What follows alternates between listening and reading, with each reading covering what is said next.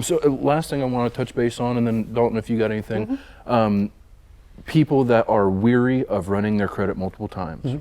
There is, and you have explained it, the terminology is in one ear and out the other. That's like watching the matrix numbers fly down.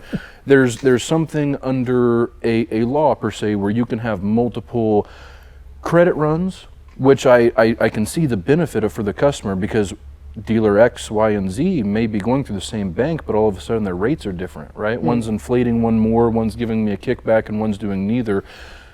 Can you just shed light on like the process of being able to do that and not harm their credit score? Yeah, because from my understanding, you could, just teeing off a little bit from what he said, you can have multiple hits from different dealers, but as long as you make a purchase, you within a certain amount of time, you're okay.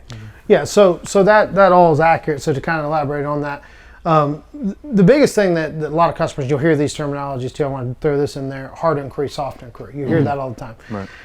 A hard inquiry has to be done if you're applying to actually purchase what they call a retail installment contract. So if you're purchasing a car, if you're purchasing a camper, if you're purchasing a house, a hard inquiry has to be done. Okay, that's them physically checking your actual credit bureau, whether it be TransUnion, Equifax, or Experian, or version of all three. They have to do that. So that's one of the biggest things that a lot of people don't understand. Now, what you were kind of alluding to is the Fair Credit Act in the United States. Okay, so what that has to do with, it's often referred to as the shopping law.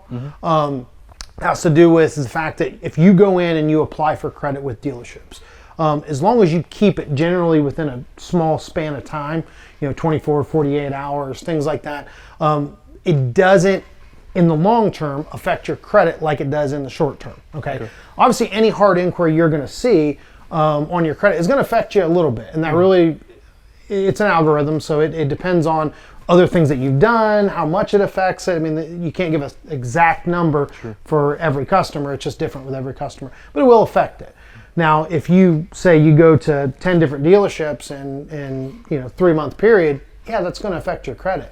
But as to what Dalton said, that is absolutely true. As to when the loan actually shows up on your credit, anything within that window of time that, let's say I applied it to US Bank, okay? And US Bank, it showed on your credit that I sent it to US Bank, but I also sent it to M&T, Bank of America, and Huntington, just to make sure I'm getting you the best rate, okay?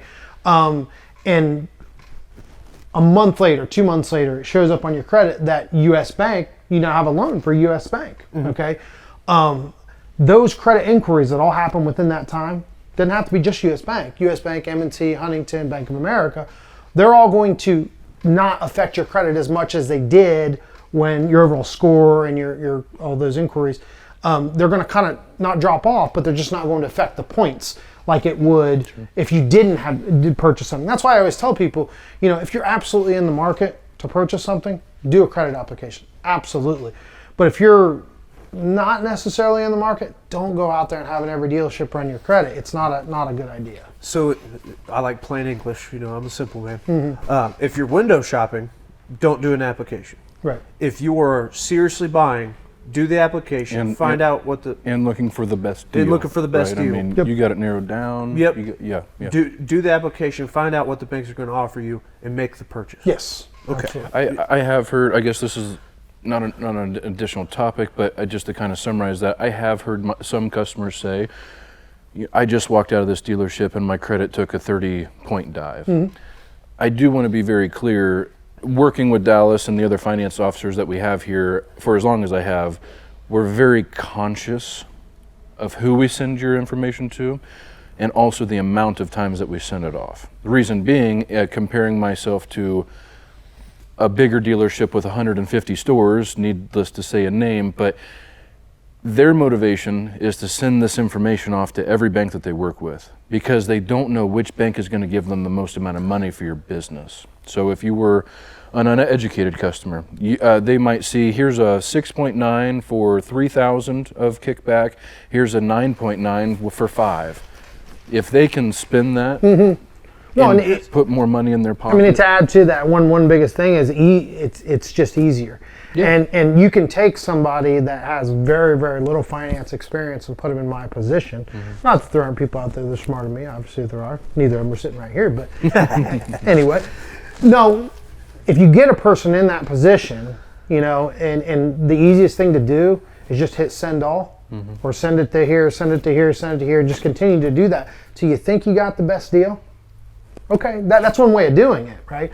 But when you become, and you've done it for as long as some of us have, when you analyze, yeah, when you understand the actually programs. Yep. Yes, understand the programs. I mean, know what the customer is looking for. Right. I think that has to do with our part of the process. Is we know this guy's budget is this.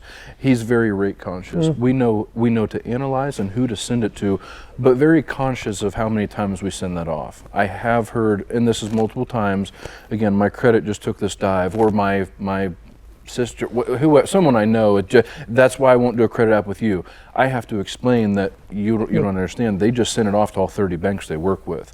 Each one of those being a point and a half, whatever it may be. It's all different for everyone, like you said. But there's the difference of someone. And I, again, the easiest thing you could ask that dealership: how much of the reserve money were they going to give you? All 5,000? All 3, 0? How much of that? It's a totally different game that we're attempting to play with our customers. Well, and the other thing too is why not talk to the finance guy before you do the credit application? Why is that so hard? Because one thing I always tell my customers, and you've experienced this because I put you on blast all the time with my customers. You know, I tell them, hey, your credit score's, you know, mine's a 650. I don't say I'm not scared. I have a 650. Dallas, you have certain banks that work with 650s. He will only send it to those banks. He's not going to waste his time with an 800 and run your score up. Well, and some banks look for certain criteria. If you've also worked with said bank before, you might have shown them some loyalties. So even in a harder approval situation like that, it might be in our best interest to do so. So many factors involved. I almost laugh when people say, "What's the rate right now?"